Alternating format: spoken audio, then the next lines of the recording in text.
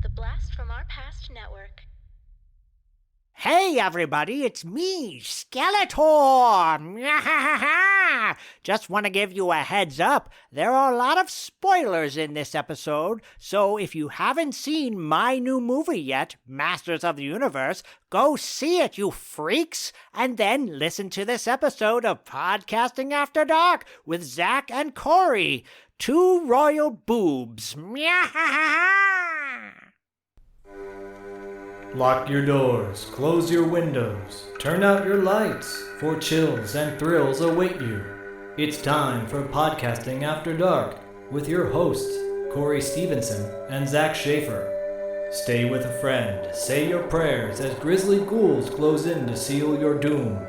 Tonight's episode, 2026's Masters of the Universe, starring Nicholas Galitzine, Camila Mendes, Idris Elba, and Jared Leto. He-Man! Oh boy, what's up everybody, and welcome to Podcasting After Dark, the #1 cult movie podcast on the internet. I am one half of the pad team, Corey, aka Sleazy C. Joined with me as always, my brother from another mother, Zach, the total snackhead Schaefer. And Zach, we have something very special today. This is our first time ever reviewing a movie that is still in the theater. We both just saw Masters of the Universe, and we figured because it's so in line with our show and what we love and everything, that why don't we just, review it as a proper episode. But yeah, Zach, we haven't even talked offline about it. And I think we didn't even agree on this, but I feel like it just was an unstated agreement that we just were going to save it all for the air. So I have no idea what you thought about the movie. How's it going, by the way, buddy? It's first thing in the morning. Good to see you. I can't wait to talk all things He-Man with you. Me too, my friend. And yeah, we would have been texting offline if we didn't plan on reviewing this. But man, tell me, what'd you think? Well, here's the thing. I have started off the whole week celebrating He-Man on social media, from posting old videos of me and Bodhi getting ready for PowerCon back in the day. Dropped a episode on $2 late fee of me reading an audio version of He-Man, like me as an 11-year-old child doing an audio version of He-Man, and then a remastered video, or audio and video, of Bodhi's interview talking about He-Man when he was 5. So He-Man has been ingrained in my blood all week as far as the excitement is concerned. And yeah, I went Thursday night with Bodhi and our friend Fern, our mutual friend Fern, who's a huge He-Man fan. I mean, Fern is like, I would say he's on the same level that we are as far as fandom is concerned, especially with the toys, because he collects almost every single He-Man toy. He-Man! I really enjoyed it. I'm not going to say I loved it. I'm not going to say that it was the best thing I've ever seen. Thanks. Is that your wife just crouching behind you? I was like, what? I saw it, and it was almost like a horror movie, because I was like, what is happening? Zach doesn't know. I have such my awesome wife, who played Sorceress, by the way, in cosplay mode. Oh my God, stop putting me on blast. I don't know if you're going to keep that or not, but I think it's pretty funny. She just came and gave me a coffee, my heat coffee. I'm not going to say I loved it, because there were definitely some things about it that I was not a huge fan of. But did I enjoy it? Yes. What number would I give it on a scale of 1 to 10? I give it a solid 8. Okay. Yeah, my little bit of backstory too. I've been kind of prepping this week as well, and I think we both agree that we just love everything He-Man. Yes. Sans maybe that weird CGI cartoon that Netflix put out the same time that they put out the amazing Kevin Smith cartoon. That was such a weird branding scenario, so confusing from a brand point of view. Well, I have some thoughts that I will share with you as we move along. Okay. About Mattel specifically. We both talk offline. We both love He-Man. When I was a kid, I probably said that I loved G.I. Joe more. But now, since you and I, Zach, pretty much for 8 years now, have been living in this 80s nostalgia world, I've come to realize I like He-Man better now as a 48-year-old than not than I did as a kid, but I just think it holds up better now than, say, like G.I. Joe and whatnot does. Yeah, I think politically, not to get political, and I won't, but I will say I love G.I. Joe. As you but say, it's so very 80s, though, you know? Yeah. Reaganomics and everything. I think, too, like, we're living at a time when reality is so hard to be living in. So fantasy is much more, escapism is, I think, at a higher level than I think it has been in a long time. And He-Man is the ultimate escape product of escapism. Agreed. Yeah, totally agree. So going into this movie, I had high expectations. I was very excited. I was curious to see where it would go wrong. There's some ideas that I thought it was going to have, and it didn't, which I enjoyed. And I loved it. Not like maybe 5 out of 5 type of love, but yeah, really, really high. And let's obviously preface this by saying that Zach and I have only seen this movie once. So this is gonna do our best to try to remember everything that we saw in the theater. And I came home and I wrote down notes immediately when I got home. But yeah, I had such a blast watching it. I thought it was a lot of fun. My wife loved it, and she doesn't give two shits about He-Man. I mean, she knows it, like, because they'll be playing in the background. She's seen things, she knows things, so she actually got some of the fan service references. But overall, I thought it was a hoot, and honestly, I thought it was more fun than Mando and Grogu. And honestly, I thought Eternia felt more exotic and exciting than any planet that we saw in the Mandalorian and Grogu movie. Yeah, if we were to compare the two films, which I did see that other one a week prior or so, a week or two we prior. both did. Yeah. I was content watching that one at home. This one, I would have been more content watching that one at home and taking breaks, because I thought it is what it is. We're not going to talk about that one. But this one was one that I was grateful that I saw it in the theater, grateful that I saw it with a nerd friendly audience, meaning everybody was kind of in on it for the most part, like in on the fandom. There was a dude that was sporting the new Masters of the Universe brown corduroy jacket with cool patches that you can get at Universal City Walk, by the way. Universal City Walk has like a devoted Masters of the Universe store, which I think is really cool. But I agree with you. Like, I think it's leaps and bounds above that. And, in the same ideas, they're both properties that have been around for decades. And while Mando Grogu is a newer property for Star Wars, the Star Wars franchise has been around forever. And so they kind of both are like, well, which franchise won on the battle of the franchises, I guess. And I would say Masters of the Universe hands down did. Yeah, exactly. I feel the same way, bro. And I think the comparison is justifiable for how long they've been around for. I will say at the top of this review, for a movie that is based on a very clean kids toy line and everything, they sure do say shit a lot in this movie. And there's a lot of, and I love it, but there's a lot of like sexual innuendos, especially around Fisto and Ram Man and stuff. And I was like, but at the same time, I was like, I get it. They know its core audience. They know most kids, the age group that this franchise, that this property was originally geared towards. That age group doesn't exist now. Like, there is no 5 to 8-year-old kid who cares about He-Man now. Everyone who cares about He-Man now is 45 and over. So I think that this movie aged with its audience. And I think it understood that its audience was going to be older and get a lot of these jokes. But a lot of them, like I said, are innuendos that a kid of 5 to 8 would not get. So I still think it's safe to bring your kid to see this movie.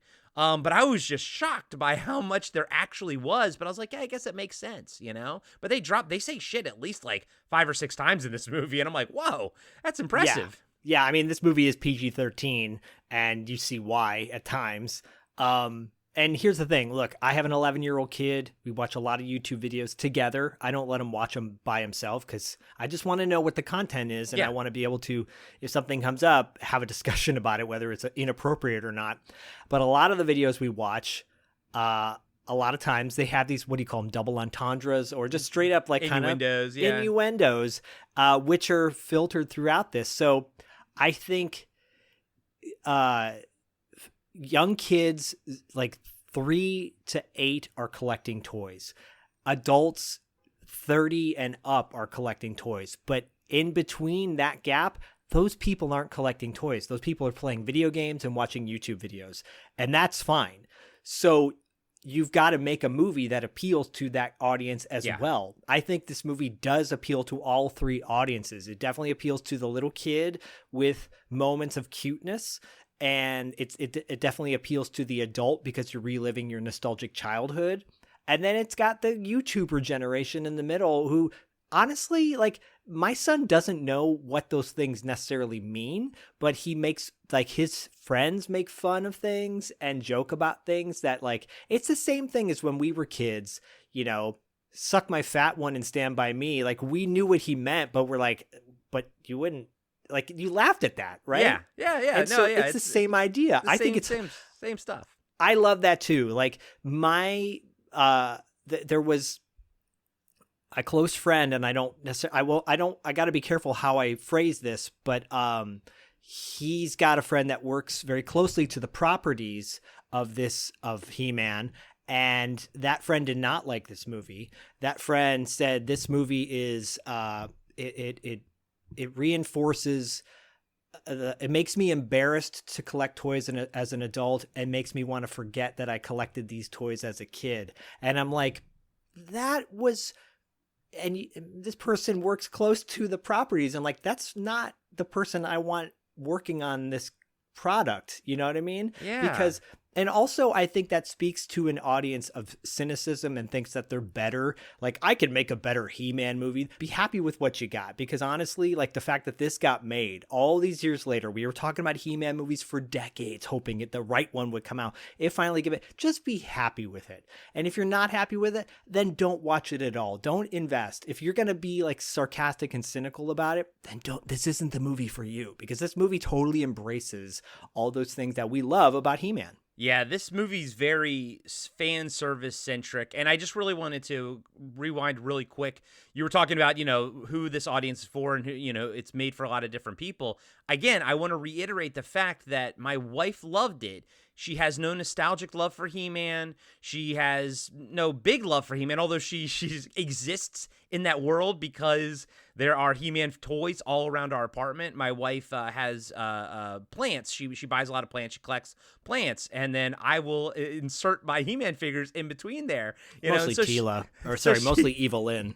Well, no, those are in my office, right? Privately look at them. Wow. I have the new, mostly the new stuff, but I have like a Zodak out there. I have a Manny Faces out there, and I have that Prince Adam riding on the Sky Sled. These are all like the new ones that came out within the last like 5 or 6 years and everything. The sculpts are amazing. I do remember one time my wife was laying on the couch and she looks up, and I just bought Manny Faces and I put them on the shelf, and she looks up, she's like, who the hell is that? And I go, he's Manny Faces. He has many faces. And she just rolled her eyes. Dustin wrote about that in his dream journal, that Manny Faces terrified him as a kid. Yes, I know. I listened to your episode on $2 Late Everybody go check out Dustin and Zach talking about He-Man and Masters of the Universe on $2 Late It dropped a week before this one came out, so it's still around the same time. It's a good episode. So she liked this better than Star Wars, and her and I are both massive Star Wars fans. Zach will attest to this. Star Wars is life for both of us. And this movie felt more fun than that. But I will say one thing, maybe a little bit of a critique, and maybe we'll probably get into it a little bit maybe later or now, whatever. This is all new to us, guys. This is reviewing something new, you know, because I've only seen it once. And it's freeform, y'all. We're not breaking it down scene by scene like the old school episodes. Exactly.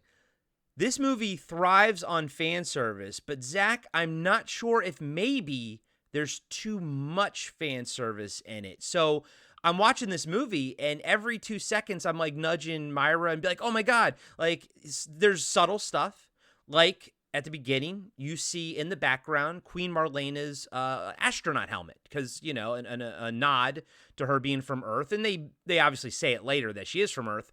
But, you know, Go into the Rainbow Warrior episode of He-Man and the Masters of the Universe. That's the episode where you find out that she is from Earth and she is the Rainbow Warrior. Exactly. But did you notice her helmet in the, like, on a shelf behind her when she was talking to Adam? That was not an Easter egg I noticed. Okay. It gives you something to go back and rewatch it for. And Oh, for sure. And there's bigger cameos than that. There's bigger references than that. There's and I cry sometimes when I wide awake. You know, they have all of that. And Myra got it because that meme is so prevalent for its time. Myra understood it. But I almost wonder if I was taken out of the movie so much by being like, oh, there's that. Oh, there's that. Oh, there's that. But so that's one side of that coin. Was there too much fan service? But on the other side of that same coin, when I walked out of Mando and Grogu, God, I'm not trying to shit on that movie so much, but when I walked out of it, I was like, I can't think of any reason for me to want to watch that movie again anytime soon, because I just was like, I got everything that it was telling me. I walked out of Masters of the Universe and I was like, I want to watch that again right now. Like, I feel like I missed stuff and I want to go back and see that, but I also want to, you know, keep experiencing the film and keep living in Eternia and everything. But like, I do also feel like maybe the fan service is drawing me back to want to rewatch it. Yeah, I think. Look, I think there was. I would have loved even more fan service. That typically isn't a problem for me. But I will say, you know, this is a movie that basically doesn't ignore the fact that there's been, besides the '83 cartoon, there have been, off the top of my head, maybe 4 or 5 animated series afterwards, right? There was the weird one, the Japanese anime one that came out, and which I think has a lot of nostalgic love for it at this point. Back then it didn't, because it's like, this isn't He-Man. You got the movie with Dolph Lundgren, you've got the 2000, you've got the Kevin Smith, and you've got that Mattel weird CGI one. CGI one. And then now there's a new one on YouTube, like a new short one as well, that I think is supposed to be pretty cute. So you got like maybe 4 or 5 different like iterations of the Masters of the Universe, along with like the Marvel comic series that came out for a while. Yeah. The original comic books that came out with the action figure. And then, so you've got all these variations on like multiverses. And Bodhi actually made a really good point. He goes, I feel like this is another multiverse of He-Man. Like you've got, because honestly, there was never been a core thread through all of those things, maybe up until Kevin Smith, maybe. Yeah, he tried to tie everything in, because those comic books that originally came with the toys, they had their own story, like, you know, Teela being the warrior goddess, and she's green and everything. Two swords. And the 2 swords, which I've always really loved that aspect of it. And then the Marvel comics, or is it DC? I thought it was DC, maybe. Maybe it's DC. I think it was DC. I have the first issue. And this was all even before the cartoon. Then the Filmation cartoon kind of solidified everything that we think about He-Man. But yeah, that's one of the things I loved about that Kevin Smith one. It tries to cohesively tie every different iteration and web of He-Man, including even the movies. But I'm with Bodhi. This also feels like it's its own thing, but also has ties to everything else. It's almost like it might be the new Nexus. Like, you could say that now the cartoon is just in his head, like a representation of this stuff. You could, you know, this and that. You know, and again, there's references like the fact that all of the character names in this movie, I love what they did. Fisto, Ram Man, Mechanic, they all are what he named them as a kid, because the story setup for this is, I actually like this. He gets sent to Earth to save his, you know, to protect him when he's 10 years old. When Skeletor takes over Eternia, he gets sent to Earth for his own protection. And dude, I could have totally seen this movie be like another writer making it so that he forgets everything, right? Like, it's all in his head. He forgets it. No, he doesn't forget anything. He knows where he's from. He just can't get back. And he's on Earth for like 15 years. So he's like 25, supposed to be like 25-ish. So like, you know, he probably didn't know Fisto's real name because he was being trained by, you know, Man-at-Arms. He knows Duncan. He knows Teela. He knows their names. But he doesn't know Fisto's name. He doesn't know Ram Man's name. He just knows that they were warriors that were for his dad. So, like, when he gets sent to Earth, he's trying to remember everybody. And he's like, oh, yeah, that guy, I called him Ram Man. So I'm just going to call him Ram Man because that's what I remember. And I love when he gets to Eternia and Fist is like, that's not my name. Like, but I do wish one of them, Mechaneck, Ram Man. So I wish one of them said, but my name is something, John Doerr. John, whatever, yeah, like something that's like an actual name. I wish somebody said that. But I thought it was a fun way to incorporate their silly toy names into their actual names. But Zach, like, how do you think they handled that? How do you think they handled the whole, him going to Earth and all this kind of stuff and that whole thing? I thought they did that really well. I thought, obviously Corey and I speculated ahead of time before this movie came out, oh God, I hope this doesn't all take place on Earth kind of scenario, because they were showing clips were leaked online of Adam in his pink shirt with Tila on Earth. And that wasn't the case. It's just one thing that kind of, it's literally like Corey and I both said, first 15, 20 minutes of this movie is where it takes place. I think they handled it really well. They include a random character that I really don't like at all. And she's like prominent throughout the whole movie. And she shows up, like, they keep referencing back to her. That didn't work for me. I thought that was like a waste of time and extra. I thought this movie was probably like 15 minutes too long in that way, because they're like, you don't need that character. I understand why they included her, but there's a lack of female characters in the multiverse of He-Man. However, you could have drawn from something that was real, like a actual female. I don't know. Y'all will notice when you see the movie and be like, they didn't need to do that or give her so much screen time. I will say just another like kind of thing that I didn't like was the CGI felt like kind of cheap at times. And there were definitely moments where I'm like, oh, this just felt rushed. So hopefully, and I'm sure there will be a sequel, because I think this movie's going to make a lot of money. At least I hope they do. Maybe that'll be an improvement. Skeletor, by the way, looks phenomenal as Skeletor. Like that animation, yeah, they spent most of the CGI money on making Skeletor look good.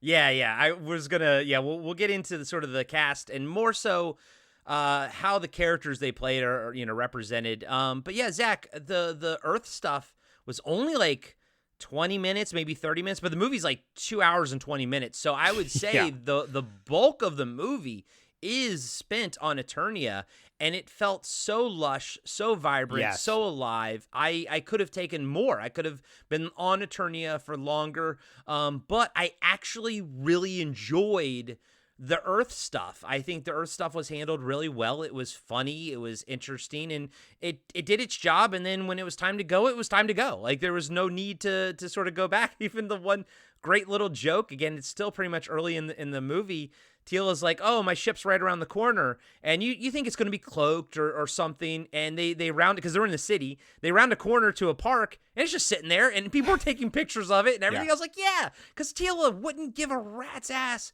about staying hidden on Earth. No, I'm here to do a job and get Adam and get the hell out of here, Yeah, I totally agree. I know what you're talking about, and it's really funny. I think what they did, I don't know if they took cues from the Minecraft movie, but I think what Minecraft movie did in regards to keeping it on Earth at one point was really smart. And it was done in kind of the same way, where whatever took place on Earth was done really well, and it was smart. And I was like, I could see a little bit more of this. Yeah. You'll hear in an upcoming episode of Podcasting After Dark, or actually 80s Kids Unite, in July, when we have Steven Kostanski on, the director of Deathstalker, the new one, in reference to the original 87 He-Man and the Masters of the Universe. At the time, I think people wanted to see more Eternia, and they didn't. And now you watch that movie, and it's like, oh, it's nostalgic, right? Because it takes place in 80s Earth. This is like, okay, just enough of Earth, and then we get into Eternia. And you're right, Eternia does look lush. There are great references to what hopefully will be in the future, as far as the sky is concerned, and so far as the sea is concerned. Wink, wink. But what you do see, like, go back and watch the original Filmation cartoon, or watch the She-Ra cartoon, and the colors that they use, it's very similar. And I thought they did a really good job. They didn't pull like an X-Men 2000 where they just changed everything up and, we're going to give He-Man a black outfit because black is cool, like they did with Wolverine. And you're like, wait, what are you doing? piss me off to this day. Still, Yeah, X-Men piss yeah. me off because of that. But what you see in this is like pretty damn close to the original, and down to Man-at-Arms outfit. Like everything looks really good. I think that aside, I'll just call it out right now. I thought what Cringer looks really kind of cheap looking at times, and the voice acting for him doesn't fit for me. It's like too realistic, they could have, I don't know. We'll talk about Skeletor specifically in a minute, because what that was brilliant.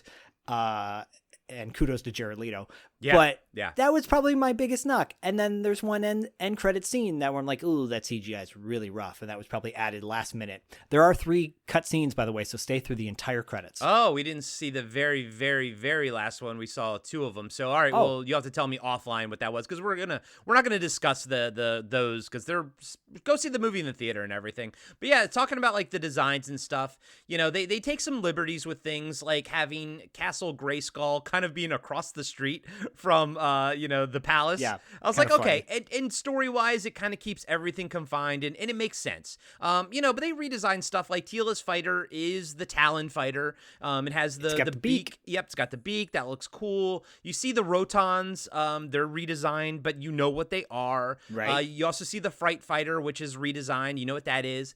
The Sky Sled was the only one that I was a little bit disappointed with. It looks like a jet ski. It just looks like a jet ski. I was like, make it look more like the Sky Sled. And maybe it's because the Sky Sled was one of my favorite toys as a kid. And I think that design is beautiful. And that's why, it's like in my living room, that 2-pack that it was Prince Adam riding on the Sky Sled and holding the pink, sword. That's what's sitting out there. And it comes with an awesome little, like one of those clear plastic stand, so it can look like it's riding, flying type of thing. Yeah. It's just a beautiful design.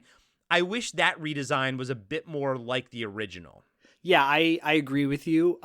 You probably recall that the Mattel like 4 Horsemen line, Yeah. they made a Sky Sled that came with the other half. I think that might have been the original attack track back in the day, before, like in the Filmation cartoon, attack track looks like a minivan, basically. I hated that in the Filmation cartoon. I hated that so much. But that being said, I agree with you, but I wanted that version of the toy when I got it, and I was like, oh, but where's the inside? Like, I want to put my figures inside. I like toys where you can put them inside. I still don't understand the whole point of the fossilized monster that could hold all the He-Man figures. I'm like, what's the point of this? Because it just holds them. It doesn't. It's dead. Yeah, I never had that. I didn't like that. I did have the Roton though. I thought Roton was really cool. Roton was cool. I agree with you. I thought they did a great job with that. But the original like Sky Sled could have been, and there's 2 different kinds of Sky Sleds, because if you go back to the He-Man and She-Ra Christmas special, he's flying a different Sky Sled that came out later on with like a pulley thing where it would it was red and it would take off. I think that they missed on that, but they made up for it with, I go back to what you said, that like the fan service stuff. I think they made so many good references to the cartoon, which made up for it for me. Yeah, let's we have so many characters to talk about, and I want to talk about them because a lot of them are really cool and the designs are really cool. We're not going to so much get into the actors' filmography per se, because a lot of these people are just a lot of them are stunt people, so they do a lot of stunt stuff, which is really cool. And the main guy who plays He-Man, he mostly does rom-com-y type of stuff. What's his name? Nicholas Galitzine. I've never seen anything he's done, basically, Neither have I. Look, obviously, and then the people that we do know, we don't need to talk about their filmographies. Yeah, everybody knows Idris Elba. Everyone knows Jared Leto.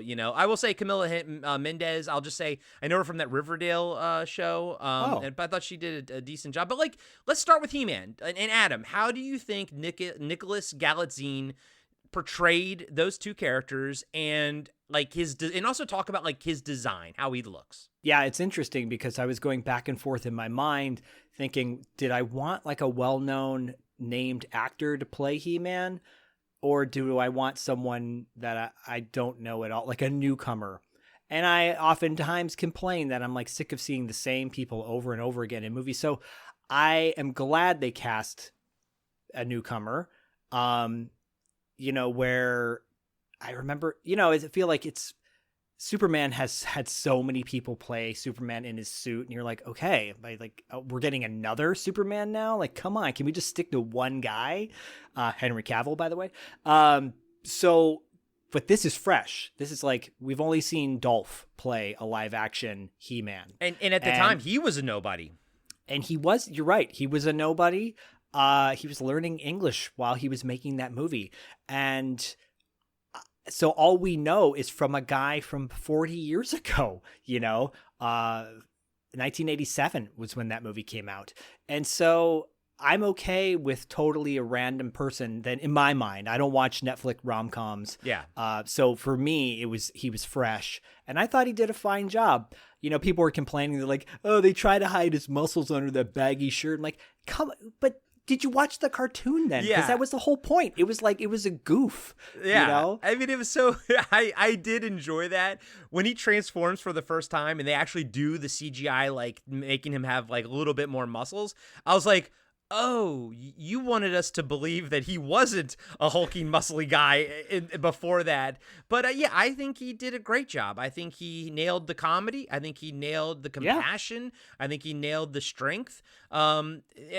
Everything this, he personified what this movie achieved very well, which is it rode that line of funny, tongue-in-cheek, wink and nod, but also taking the source material seriously. Like, I totally bought him as He-Man, and I thought he was fantastic. I agree. And people all need to remember, he's gone for 15 years. So he had 15 years of his life with a new family, being raised, and then having a life. And then he gets thrust back into Eternia, post Skeletor taking over. Sorry, but that's obvious from the first 15 minutes of the movie. And he's thrown right into basically a war. A new battle, new war.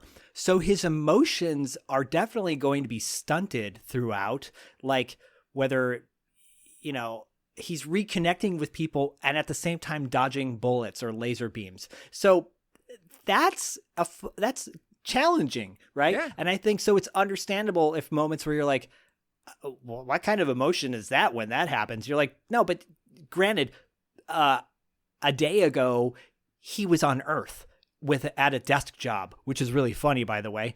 And so, like, it's understandable that it would kind of be wonky in that way. For me personally, the stakes of reconnecting with his parents after 15 years would be weird. Hey, you haven't seen your son in such a long time. Like, go back to I Know My First Name is Steven, that TV movie where, Corin Nemec is kidnapped basically from his family as a child and comes back in as an adult. It's going to be awkward. So that makes sense to me. You like the pull I made in there? Go back to our trauma episode in the archives of Podcasting After Dark. Anyways, I thought he did a fine job. Yeah, and the design of his costume, it's functional, practical, and it looks like He-Man. It works. Bodhi made a comment about a certain power level being in parts of his armor, maybe more powerful than the actual sword itself. And he's like, that's kind of weird because they do change the power level of his power sword in this movie.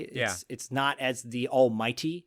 That's a little bit of rewriting history that's been written a bunch of different times. Y'all need to understand too, there is no like definitive Bible about He-Man. Yeah, it really isn't. Yeah, the cartoon isn't technically definitive, and I still like some of the stuff that were in the comic books, prefer that over, the cartoon. Like, yeah. So for everybody going, oh, that's not canon. There is no canon for He-Man. But see, it kind of is canon because it's always been there right in the phrase, I have the power. Well, that's wink, wink. That's wink, really, wink. That's really, yeah.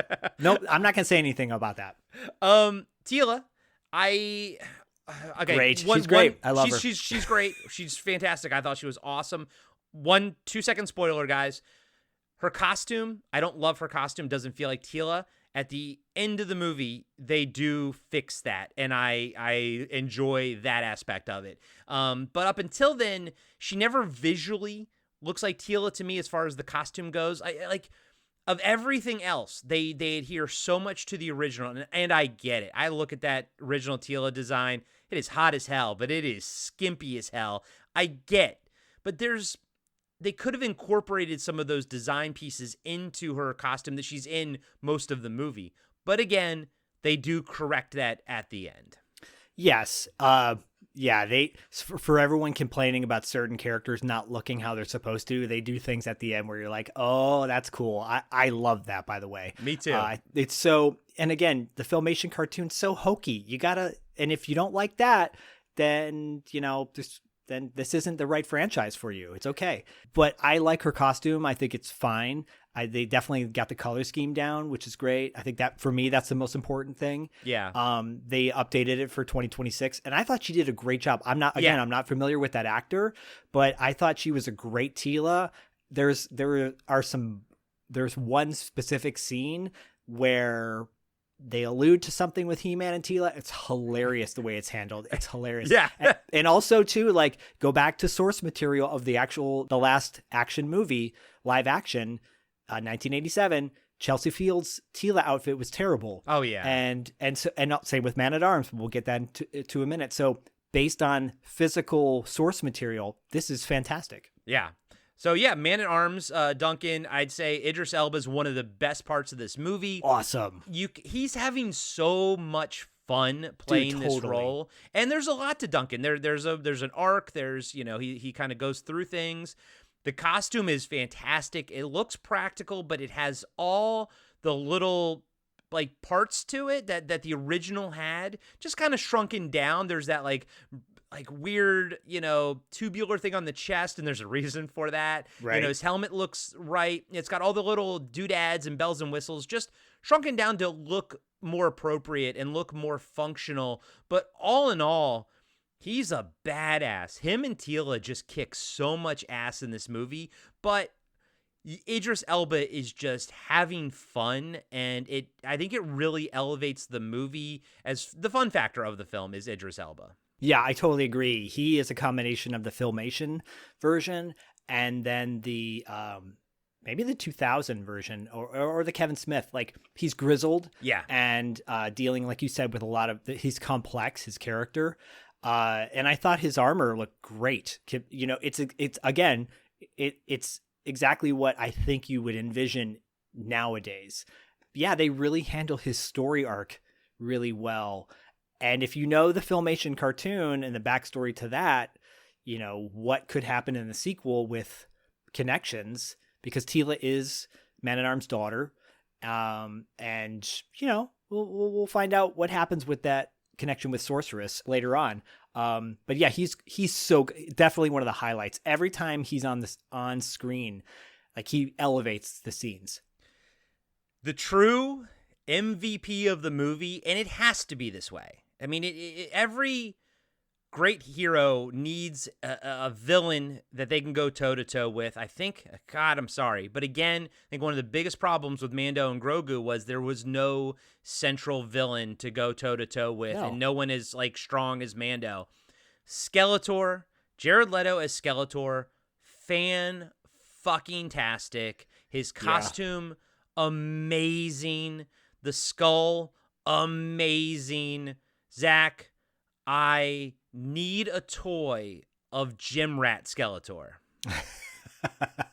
Yeah, they make fun of the memes, the t-shirts, the gifs, or GIFs or whatever, of all through the decades of Masters of the Universe. They call back to all that stuff. Yeah. Y'all aren't going to be disappointed when it comes to poking fun at the franchise. In poking fun in like a lovable way, because it's not like they changed Skeletor.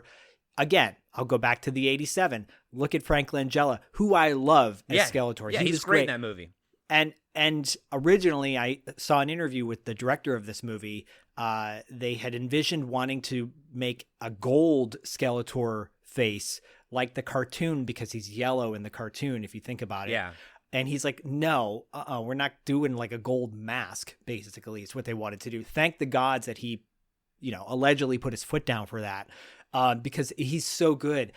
Jared Leto, you can't even tell it's him, which is good. He's just Skeletor. He's just Skeletor, Jared Leto's voice, he's doing like a voice, and it's not as high pitched. Even Myra's like, I wish it was a little bit higher pitched and sounded a little bit more like, the cartoon. But he's doing a voice, like he's playing Skeletor.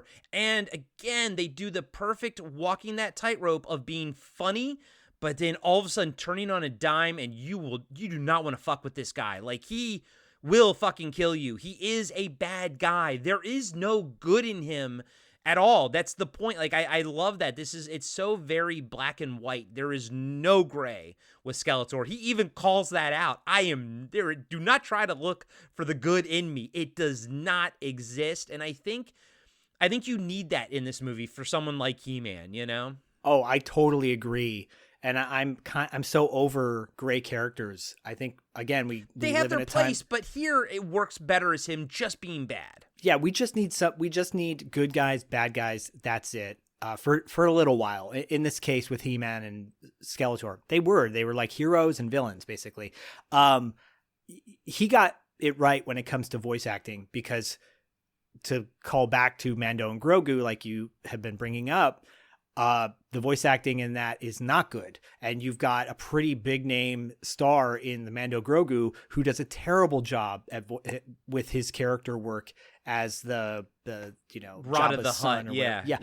It's not good. He's not doing Jeremy Allen White doesn't even do a voice. He's just like, I'm a Hutt and I'm from Chicago. But yeah, Jared Leto is doing a fucking voice and giving Skeletor character. Well, you think about the original Filmation voice actor, Alan Oppenheimer, who's like 94 years old, by the way, who voiced Skeletor, Merman, Battle Cat, Duncan, like the list goes on. He's the voice of, Falcor in Neverending Story. Like, this guy is a prolific voice actor. Jared Leto's not known as being a voice actor, but in this, he proves that he can be a voice actor, because the voice acting has to be its own character. Skeletor, he literally says, he calls him a boob at one point, which I'm like, yeah, he called him a boob. There are those moments you hope for as him. He's a little mush mouth at times, which is fine. Like, I needed subtitles, I think. But God, yeah, he's great. Because honestly, the suit, like, there were a couple times where I'm like, that is literally just a bodysuit he's wearing, which is fine, but he's blue, right? He looks like the toy. I've got no problem with him at all. He redeemed himself. Dude, it was hilarious. At one point, obviously he thinks he's got the best of He-Man, and then, He-Man, rises up type of thing, gets his power back. And I love how he goes, oh, balls. I know, like, it's so smart. It's so funny. The director had said at one point he didn't want to make a movie that made fun of itself. I don't think it does. There's one scene that does that to me where it totally took me out, where I'm like, oh, why did you do that? I'm not going to spoil it, but I will say they pay homage to another sword franchise, and they play a song that really kicks ass, and you're like, oh my God, I did not expect this in the movie. And then they break the fourth wall, and you're like, oh, that took me out of it. Like, it was like build up a badassery, and then suddenly you're like forced to laugh. They force you to laugh. You know what I'm talking about? Yeah. I was right there with you. But they do cool stuff with Skeletor, like him projecting a giant image of himself in the sky to talk to He-Man, because he doesn't know where He-Man is, so he's just talking to like all of Eternia, and that shit would happen all the time back in the day in the cartoons and everything, like I feel they did that in the Masters 87 one with Skeletor talking to all of Eternia, so there's a callback to the movie. Exactly. So that was great. I think Skeletor is fantastic, and give me a toy of Jim Rat Skeletor. It's awesome. I want businessman Skeletor. Yeah, all of them. It's you'll know when you see it, guys. Yeah. It's such a great use of things. So smart. It's a great way of getting Skeletor to Earth, but not really getting Skeletor to Earth, but having him comment on where am I? What is this place? So we're getting close to spoiling that scene. Sorry. It's really good, y'all. It's really good. It's actually one of the best parts of the movie. Hey everybody, Corey here. I just want to let you know that we'll be right back after these short messages. Hello there, Star Wars fans. And fellow whiskey nerds. Our podcast, Star Wars and Whiskey Pours, gives you a weekly shot of whiskey reviews. Combined with hot takes from all things in a galaxy far, far away. So if you need a little Boba Fett and Blantons in your life, Or some Jedi and Jameson, then join me, Adam, and me, Corey, on the Star Wars and Whiskey Pours podcast. found on Spotify, Apple Podcasts, and all your favorite podcatchers. May the whiskey be with you.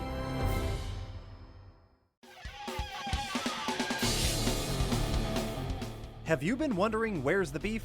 Well, on our podcast, Throwback Trivia Takedown, you might just find that out, as well as some other things about the 70s, 80s, and 90s. We're a nostalgic-based trivia show that pits two challengers head-to-head in a duel of the decades, with categories ranging from movies, TV and music, to slang, food, and fashion. You're sure to get the best in retro-themed trivia. So strap on your jelly shoes, grab a surge, and walk like an Egyptian to your favorite podcast app and check out Throwback Trivia Takedown. I heard even Mikey likes it. And now, back to the show. Alison Brie as Evelyn. Zach, you know how much I love that character, Evelyn. I do. My wife knows how much I love Evelyn, and she looks amazing. The costume is great, and they have the white hair, which as a kid, I remember having my mind blown the one episode where you saw her helmetless and she had that white buzz cut. Oh, I was like, so that was good. so cool. Great My episode. favorite version of her is probably the Kevin Smith, version played by, I think Lena Headey played her. Yep. But also I loved Meg Foster. She's probably one of my favorite parts of the Dolph Lundgren film, the 1987 film. Alison Brie, it's like she's doing cosplay in this. Totally. Let's talk about Jared Leto's doing a voice for Skeletor. He commits to that voice 100% of the time, all the way through the movie. It makes Skeletor a character. The first time you hear Evelyn talk, she sounds like Alison Brie. Then the next time you see her, which is like, years later in the movie, but, like 20, 30 minutes later, she's trying to do an Evelyn voice. It comes and goes throughout the entire film, and I don't understand why she didn't do better. Like, did you notice that? Did you notice that her Evelyn voice kind of just comes and goes at will? Yeah, I willy-nilly? I was disappointed for you when she showed up because she definitely fell flat as far as my expectations were concerned. So Kristen Wiig plays Roboto in this, and I felt like I would have rather seen Kristen Wiig play Evelyn because I feel like she would have committed more based on her comedy Saturday Night Live run. I don't know if it's me having bias against Alison Brie because I love the TV show Glow so much. Yeah, me too. But she cheats on her best friend. Her best friend's husband or whatever cheats on her with Alison Brie. And you're like, oh, that's a douchey move for that chick to do that. Like, for the guy too, don't get me wrong. But I'm like, oh, you're kind of a villain in this. You're kind of a bad guy. So ever since then, I've had a little bit of bias on her. We're like, she's just going to do whatever she can to get ahead in life. Not to say that the actor would do that. But that would be a perfect thing for Evelyn, though. But for Evelyn to have a backstory where she, she's this uber bitch, like you want Evelyn is an uber bitch. And she's what they portray her as. And this isn't giving too much away because it's in the first few minutes. They portray her as the victim of abuse, of an abusive relationship. That I don't like. Like, she's just supposed to be pure evil. And they give her a little bit of a conscience, a little bit, And I don't like that. I mean, I understand Skeletor's always been the abusive father, husband, whatever, to his minions. But she's always been about wanting to be the queen. Yeah, get power, be powerful. Yeah, and again, the Kevin Smith cartoon, I think probably handles Evelyn the best of all its characters in that cartoon. I agree. It gives her so much to work with. It fleshes her out so much. It's so fantastic to the point where, like, I just refer to her as Lynn now. I think it's great, like what they did with that cartoon and that character. And she Corey was just, loves her so much. Corey loves her so much. I do. And she just said she felt like it felt like the writers just didn't know, do we want to give her more backstory? Do we want to flesh her out a little bit more? Whereas, like, they knew that, like, Skeletor, he's just pure evil. I think they should have just stuck with Evil Lyn being pure evil. Her name is Evil Lyn. Just make her evil and you know, not kind of be... Yeah, Skeletor just kind of... He abuses her a lot in it and kind of, like, burns her skin whenever he grabs her, and he does it multiple times. I only needed it to do it once. Like, just... Or make her just, like...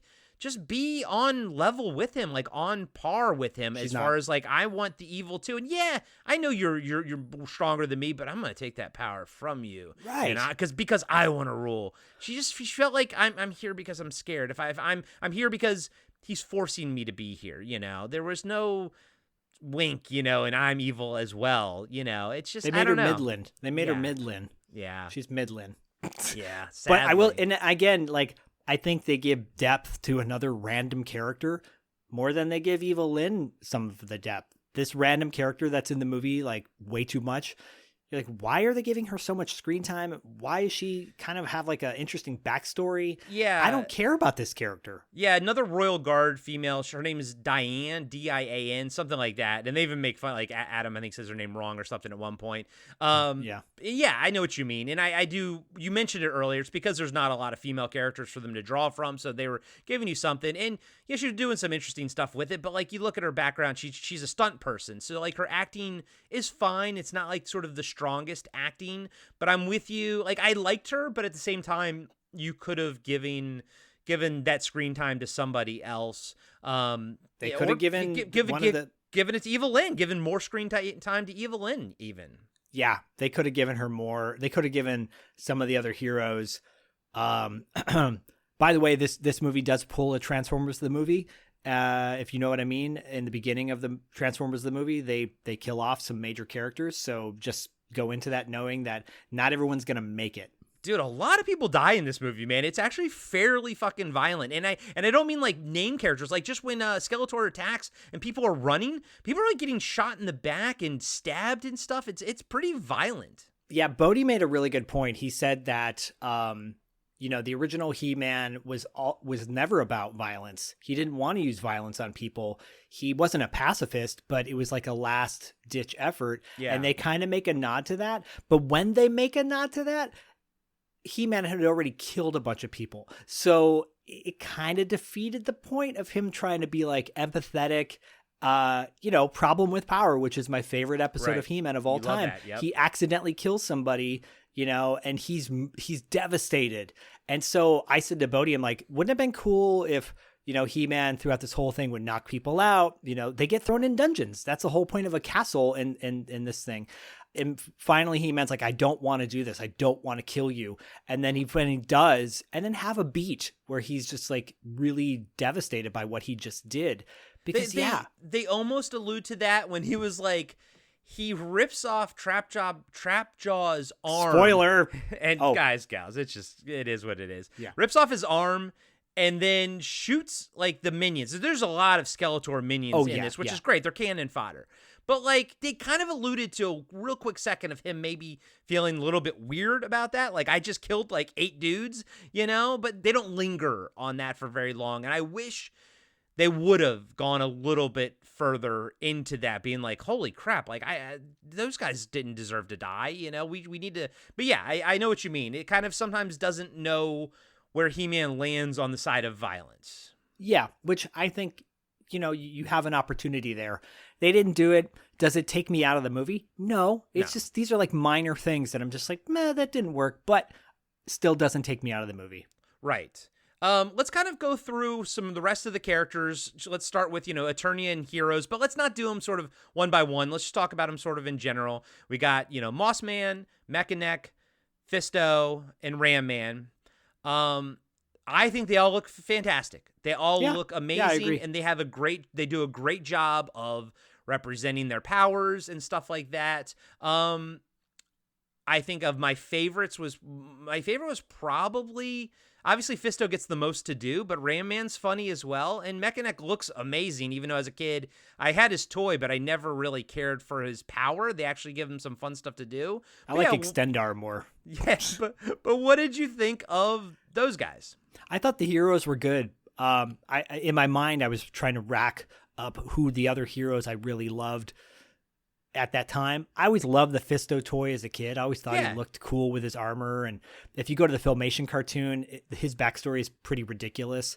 You can't, blow your load and show every single hero in this. Moss Man, it's like, yeah, he's Moss Man. They don't give him a whole lot to do in this, which is fine because they didn't really give him a whole lot to do back in the day. It was a Beast Man repaint with flocked fur on it. Yeah, That's all it was. That's all it was, yeah. Yeah. And so that's okay. They make a reference to a outer being that, as far as being a god, which is very cool. Yeah, Tila says, "Oh, thank Zodak," instead of saying "thank God," and I was like, "Oh yes, I love it." That's a perfect fan service reference, Totally. Yeah, I was happy with all of them. I'd say Fisto probably stood out to me because he had the funniest kind of deliveries. But yeah, I enjoyed him. Yeah, me too. And yeah, they gave him a bit more to do, but Ram Man looks great as well. As they actually keep his powers, like his legs sort of spring and all this kind of stuff. And again, they have those names because that's what Adam gave them as a kid, and they do a funny job. He's like, because he's telling everybody, "Well, and I call it you Ram Man because you ram and you're a man." It's funny. Yeah, it's funny. Again, the guy who's like, this made me embarrassed to be a toy collector. It's like, dude, be quiet. Like Like this was silly back then. It's still silly now. It's okay to look at it and laugh at it and still enjoy it. I mean, the fact that the movie even addresses their silly names like Fisto and gives you a reason why they're even named that. It's fantastic. They're still badass.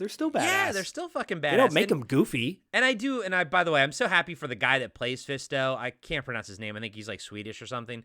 But he went to the premiere with his Fisto toy that he had when he was like 7 or 8 years old or whatever. That. That's and so cool. And you could tell he was just beaming. And I loved it. I loved the character and how he was portrayed. We can talk about the villains. We have Trapjaw, looks fantastic. Triclops, probably my favorite looking of all of them. I thought he was fantastic. Oh, okay. We even have Karg from the Dolph Lundgren Masters of the Universe movie. I was telling Myra about that character. I was like, that character was made specifically for that movie, and they brought him into this one. I was like, that's a direct reference to that film. Goatman, which I think is from the cartoon or from the Kevin Smith cartoon. I think it's from the cartoon, but I think he was maybe in the comics as well. And they brought him into the Kevin Smith cartoon, and then they brought him into here. He's cool looking, but he's probably my least favorite of all of them. And then there's a cameo. This one I will save for y'all to see in the theater, but there is a cameo by another one in the background somewhere. But yeah, who from the movie? No, from the cartoon. Okay, it's in one of the 3 stingers at the end of the movie. Oh yes, because I noticed another character from the movie who is on a ship at one point. Okay, very cool. So that's a blink and you miss it moment. So what do you think? And Spikor, don't forget about Spikor. Fucking Spikor. He looked fan-fucking-tastic. Who was your favorite? Mine was, I really liked Triclops. I liked the way he looked and what they were doing with him. But I think Trapjaw is probably the most fun out of all of them, and he gets the most to do. You also, and Beastman as well. Oh, Beastman, shit, yeah. Weirdly, yeah. Beastman comes and goes in this movie. It's like, at one point, you're like, where did Beastman go? Like, he should be here. Where the fuck is he? Yeah, he doesn't. Again, his CGI doesn't look so great either. He's on Earth. I think that's even in the trailer that he's in that. So that's not spoiling anything. And again, but he pops up at the end battle, but then he kind of disappears. Yeah. You would think he would be in more battles, but he kind of just sort of pops up. It's almost like, especially at the end, they're almost like, oh yeah, Beastman. We forgot to have him in here. We just throw him in here fighting Cringeor, type of thing. Well, they do that with I think Triclops doesn't get a lot of screen time either. Like he's in it and then he's gone. Yeah. It's like he's only in a couple scenes. Seems like they gave Spikor a lot of scenes. I don't like Spikor's look. I think he's kind of like, it's kind of boring to me, especially the toy. The toy to me is really boring looking. Never liked the toy. I was never a big Spikor is a cool character, but he doesn't show up in the He-Man series until much later on. Yeah. If you think of the core characters from the Filmation, it was Triclops. It was Trapjaw, Merman, and Beastman. Merman's obviously not in this, but there is a blink and you miss moment of a Merman sighting. Yeah. And so stay tuned, fans. I think they give Trapjaw the most screen time, and I think he looks badass. I think they did a great job with his look. They spent most of their money on that stuff, like him and Skeletor. I'm with you. Like on Triclops, I thought he was cool, but I was like, I would have liked to see more of him. Yeah. More use of his actual different various. He doesn't do any of the Triclops things. His eyeballs don't turn and move, but he becomes more of a sniper, which I thought was kind of cool, like a recon guy and a sniper, which I thought that was makes neat. sense. Yeah, that makes sense. Karg, they gave a lot of screen time to, and I was like, okay, that's cool. He's a cool looking character. I wish it was Sarad, who was my favorite from the '87 movie. Well, I mean, there's potential, right, for things down the road. I thought they handled the villain. They gave the villains more to do than they did the heroes, which makes sense because I think, let's be honest, we're more here for the villains than we are. Bodhi's he likes the villains more than he likes the heroes of He-Man. So I did as well as a kid, dude. I mean, who doesn't? They're colorful. They're awesome. Yeah, I agree. Who was your favorite? Trapjaw, probably? Oh, yeah, Trapjaw the most. And what his dynamic with Man-at-Arms was very cool. Like their kind of rivalry. Yeah, and his costume. I mean, he looks just like Trapjaw. We are past the days of He-Man 87 where it doesn't look anything like the character because these costumes take so much time and effort to make and to make look right. It takes money. It's expensive. That makeup time, probably to get Trapjaw in that costume probably takes like 3 to 4 hours of time. And that's expensive. That is money. But at the end of the day, he looks like fucking Trapjaw, yo. Yeah, as someone who has cosplayed for He-Man and gone to Power Cons where I've seen people dump a ton of money, and shout out to our buddy Christopher, who, if you haven't listened to our interview with him, go check that out. Actually, go to our YouTube channel and watch that interview with our boy Chris, because he's such a rad cosplayer, and I'm sure he's listening to this too. But the time and money it takes just to put cosplay together and make it look authentic, you had to. Like, this is all about the costumes, and they nail it. They totally nail it, in my opinion. I have no complaints about the overall costumes other than Spikor. Spikor, it's just like it's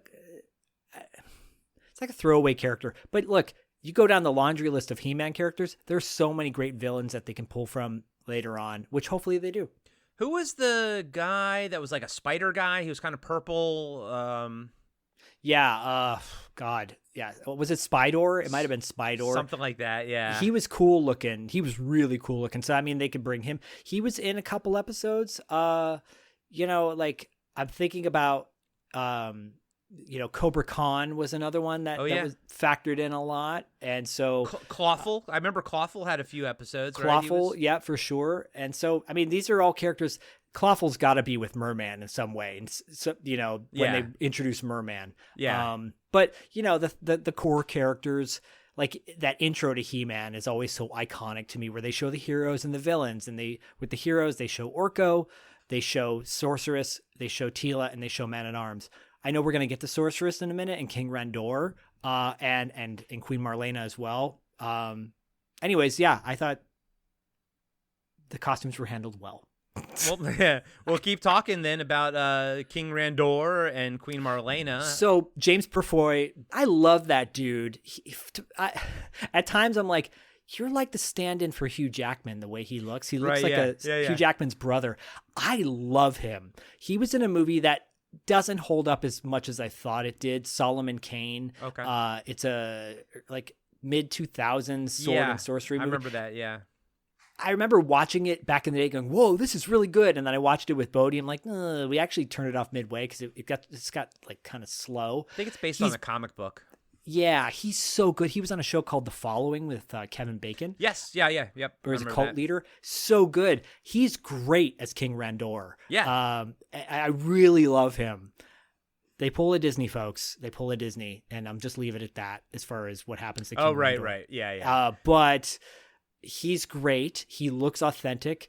Queen Marlena, for some reason, I'm like, did they cast Anna Paquin? At first, I thought it was Anna Paquin with really bad plastic surgery. It's not. And imply that she had plastic surgery done. I just thought it was Anna Paquin with bad plastic surgery. The woman who plays Queen Marlena is fine. She's fine. She doesn't have much to do, you know? But, and like Corey said, she originally was a badass. They should have made her a badass. Yeah. She's meek at certain points where she's just like downtrodden and looks a little bit like Sorceress from the 87 movie. Yeah. They don't give her a lot to do. They don't give Sorceress a lot to do either. Yeah. And she looks really cool, but they don't give her enough. Yeah, Sorceress, I actually, honestly... I like that actress too, by the way. I know, so do I. I'm trying to real quick pull it up. Wasn't she in Deadpool or something like that? Yeah, she's from Deadpool. It's, Morena Barcerina. Yeah, she's been in a bunch of... She was in Firefly. She's in Serenity and everything. Yeah. She's awesome. I didn't like that her costume was so white. I wish there was more color to it. If anything, that costume looked a little bit too much like the movie version from 87. Like, I don't get why she's so white. I want her to have all the colors. Very store-bought gowny. Very store-bought gown. It looked like something that she got at Macy's. Yeah, No. she doesn't jump out at me, sadly. Yeah. The costume I made for Kristen when she cosplayed as That's accurate. That was like Filmation accurate. So that's where they should have spent their CGI money, by the way, on making wings out of her gown. Yeah. I mean, she does a fine job acting-wise. She's not in it as much as I thought she was going to be. She's more in it bird form than she is like person form. Right. But yeah, like I actually, of all the costume redesigns, hers and Tila's are my least favorite out of all of them. Again, the colors with Tila were right. Like I get the colors, but yeah, it didn't have any of the personality that her costume has, Again, they fix it later, but Sorceress also, like, she was one of my favorite designs from the cartoons. I loved the headdress, how it's the bird and everything. They don't even have that here.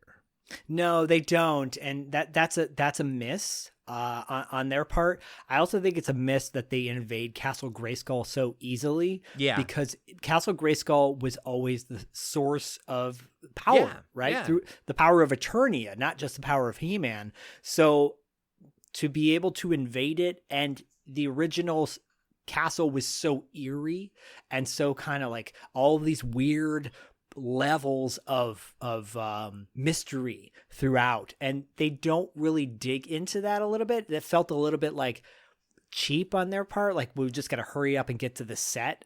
Again, I don't have an overall problem with it. It's just like these are things that I wish they could have expanded upon, but they weren't able to with their constraints. It is what it is. What they do with Sorceress, though, is they still make her mysterious enough with the potential of a sequel, the potential of new characters from other worlds coming in. The portal that they create is a total nod to the portal from Sword. What is it?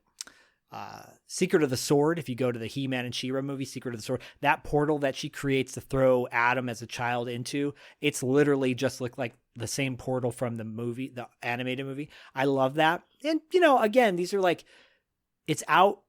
They're going to hopefully make a sequel. And with the sequel, dare I say, I think the sequel will be better than the original. I think so too. And we don't ever need to go back to Earth again, which is fine. And I want to see more of Eternia. I could have spent more time in Eternia. Well, you will, I think, right? Yeah, I think so too. Another thing I liked about the movie was Adam is kind of He-Man about half the movie. Like once he changes the first time, he kind of stays as He-Man for a while, which is fun. Like that's cool. They do a good amount of Adam versus He-Man and everything. And yeah, I'm with you. I wish Snake Mountain looks amazing, by the way. God, Snake Mountain looks great. Was perfect. That was perfect. But and that's kind of gives you all the vibes that you wish that Grayskull had. And I'm with you.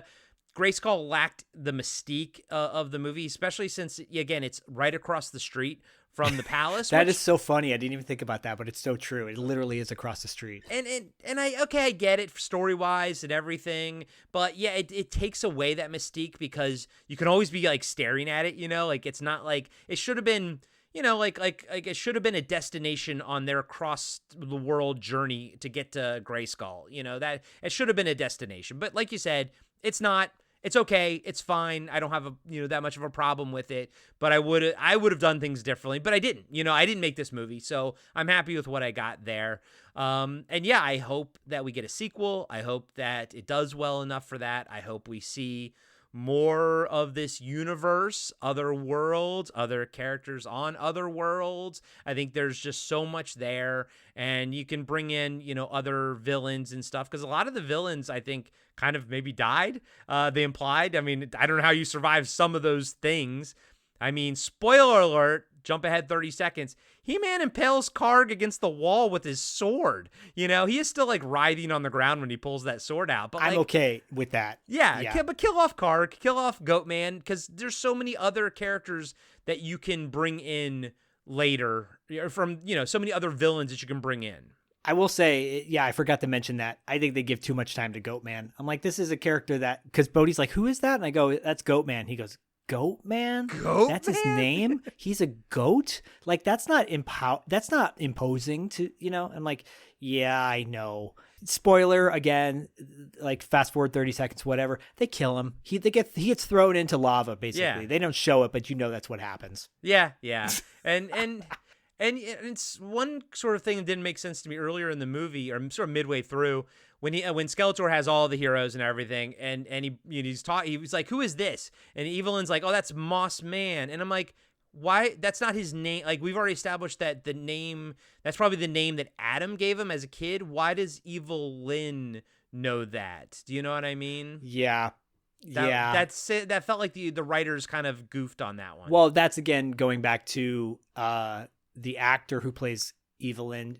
She breaks character there. She does, like, there's times when she's like kind of standing there, like she's awkward, like a little bit like almost like The Office, and you're like, this is not The Office. You're not an NBC. Like, be Evelyn, you know, don't be like standing there going, cringy. Like, she makes a face almost like she's embarrassed, and you're like, don't be embarrassed.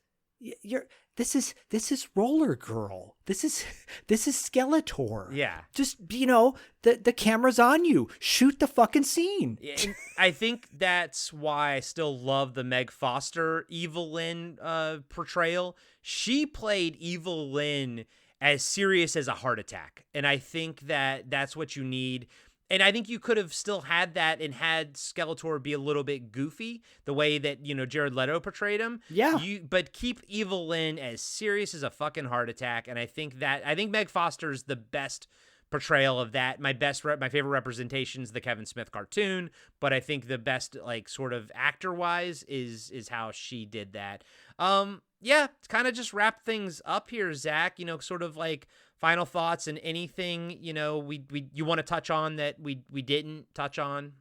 Yeah, I'll reiterate, I gave it a solid 8 out of 10 because I think it's got flaws. It's not perfect, but what do you expect from a He-Man movie? What are your expectations that it's going to be Game of Thrones level intelligence season 1?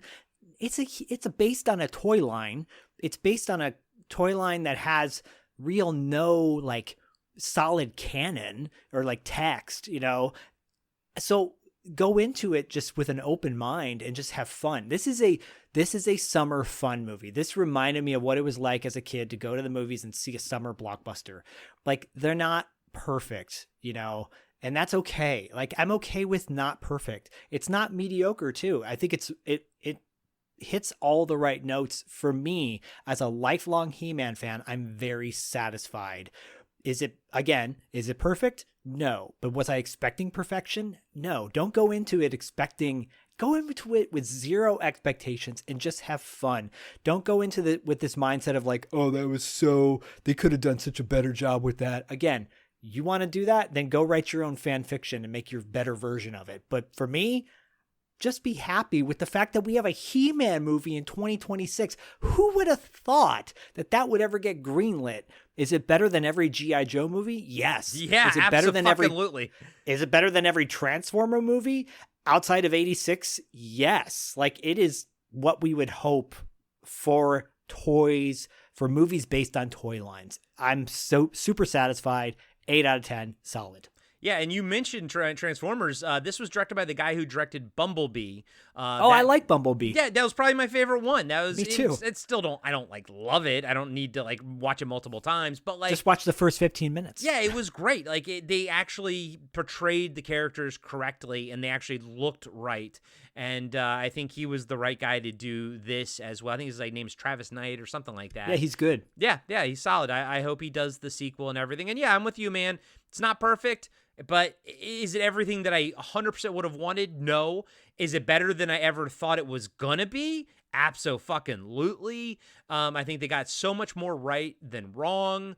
I think that it's ripe for sequels. I think they can go in a bunch of different directions with it. I think it's also, man, Jared Leto as fucking Skeletor. He disappeared in it, not only because of the makeup and everything, but I never thought like, oh, that's just Jared Leto. Like, right. In Tron Ares, you and I didn't hate Tron Ares. We had a good time. No, I liked it. But one of my favorite memes to come out of that movie was just a picture of him standing next to the girl, and it's someone just put like, the name's John Tron, and it's so true. It kind of John Tron, because he just was playing Jared Leto as a Tron character, but here he was Skeletor, and again, to shit on Mando and Grogu, it just also reminds me like, man, like Darth Vader. Like, you need a villain to be more powerful than your hero, to be badder than your hero. And, like, a lot of these movies, I think a lot of times the reason that they're not exciting is because there's no awesome villain. Maybe because of the nature of Skeletor being magical and all this kind of stuff. He was everything this movie needed him to be in a villain. And he was perfect. And I think that's what elevates this film. I think that's what really, really makes this film. And it's not like they didn't give him any screen time. He's in the movie a lot, which is fan-fucking-tastic. And then the kid playing He-Man is fan-fucking-tastic. Teal is fan-fucking-tastic. Man-at-Arms, fan-fucking-tastic. It's a lot of heart in this film, and it straddles these lines very delicately, and it works. It works all the way through. It Stratos is the line, yes. Yeah, perfect. He lives on Absolutely Avion, perfect. by the way. He lives on Avion. He does, and they reference Avion. So it's man, I love it. I want more. I want more. But if you want to hear more He-Man discussion, swing on over to $2 late fee. Like I said, the episode that Zach and Dustin dropped the week before this came out, if you're listening in the future, they talk about He-Man in general, and Zach even plays sort of a, well, you tee it up, buddy. I mean, I listened to it, I loved it, but you tell everyone what do you do in that episode? Oh, so I have in my archives an audio tape of me telling a He-Man story from like 1987. And I released that audio in this episode. So you'll hear 11-year-old Zach playing with his He-Man toys and recreating a very special episode of He-Man. And so you'll hear me doing my version of King Randor. Skeletor, and all that good stuff. And it's my love letter to Masters of the Universe. So yeah, I encourage everyone to check it out. It's super nostalgia. Nostalgia is all about just, remembering these moments in a positive way. Yeah. No, it's awesome. It's totally cool. And if you want to see Zach and Bodhi in cosplay, go watch the episode of The Toys That Made Us, the He-Man episode. And they're in a shot towards the end where they kind of go to the PowerCon convention and everything. They have a bunch of different people, pictures of people and stuff, and then Zach and Bodhi are there. It's really, really cool. But yeah, man, I hope Manny Faces makes it into the sequel. I think that'd be awesome. He's got to. I mean, all the possibilities are there. Yeah. And I was talking to Rob offline, our buddy Robert Ortiz, prolific writer Robert Ortiz, Patreon member and everything. He kind of equated this to the perfect balance between like Ragnarok and Deathstalker and everything, and which is Agreed. A great circle back around because we equate Deathstalker to being the new one, the 2025 one. We equate it to being a rated R version of He-Man. So I feel like there's a lot of, but of course, everyone who's making these movies now are the age that we are, and they all grew up on He-Man. So it's fun to see the influences of He-Man everywhere. Even in the Masters of the Universe movie, it's fun to see the influences of the He-Man history and childhood that we all shared with it. Agreed. And if you want more sword and sorcery talk, you'll get it next month on 80s Kids Unite, Podcasting After Dark, $2 late fee, et cetera, Territory Marks, TV Obscura. It's all coming at you. Really fun episode discussing sword and sorcery movies of the 80s. Yep, it's a lot of fun. It's actually probably one of my favorite 80s Kids Unite episodes. The discussion was fantastic. Stephen Kostansky is always fun to have on the show. But Zach, as always... In today's episode, we learned 2 things. 1, Corey has a tremendous boner for Evil Lynn. And 2, nothing will ever compare to the voice acting of Alan Oppenheimer. But Jared Leto redeems himself for Tron Ares. Isn't that right, Skeletor? That's right! We'll catch you on the dark side, you royal boob! Be sure to subscribe to Podcasting After Dark on Spotify, Apple Podcasts, and YouTube. You can support the show by joining our Patreon page, picking up a t-shirt from our merch store, or leaving us a 5-star review. Follow us on Instagram at Podcasting After Dark. All links can be found on our website at www.podcastingafterdark.com. And join us next time for another cult movie or TV show review with Corey Stevenson and Zach Schaefer.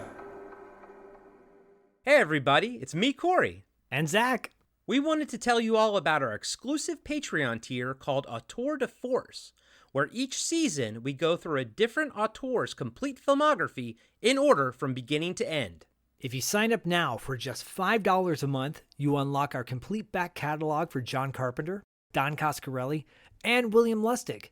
That's over 50 episodes. And we are currently going through Larry Cohen's filmography, so you'll get all those episodes as well.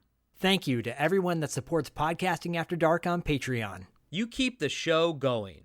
And as always, we'll catch you on the dark side.